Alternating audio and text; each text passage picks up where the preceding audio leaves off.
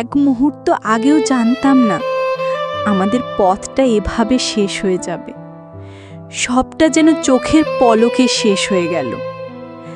এখন আমার চারপাশটা শুধু শূন্য মনে হয় তুমি নেই বলে।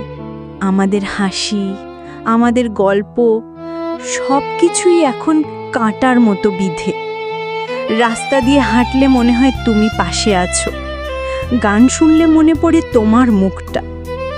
এই স্মৃতিগুলোই এখন আমার সবচেয়ে বড় শত্রু।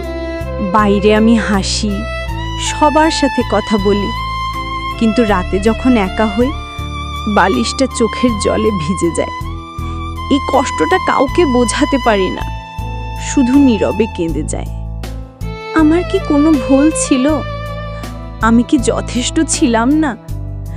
সারাদিন শুধু এই প্রশ্নগুলোই মাথায় ঘুরপাক খায়। নিজেকেই দোষী মনে হয়, যদিও জানি সব দোষ আমার ছিল না।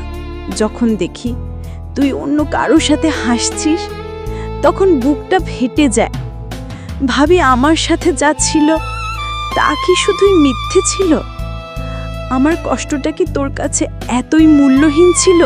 ফোনটা হাতে নিই একটা মেসেজের আশায়, জানি আসবে না, তবু মনে হয় যদি একটাবার ফোনটা বেজে ওঠে।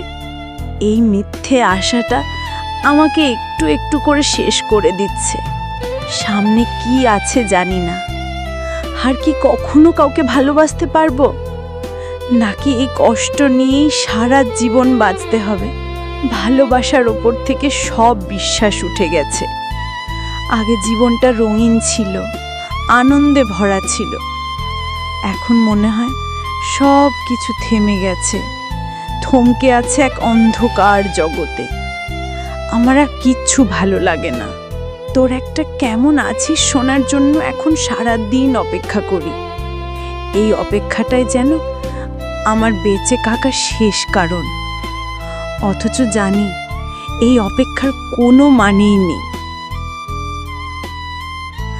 আমি তোর জন্য সব কিছু পাল্টে ফেলেছিলাম, আমার জীবনটাকেও সাজিয়েছিলাম, আর তুই আমার জন্য একটা মুহূর্তও দিতে পারলি না। তুই চলে যাওয়ার পর আমার জীবনটা এমন বদলে গেল যা আমি নিজেই চিনতে পারছি না।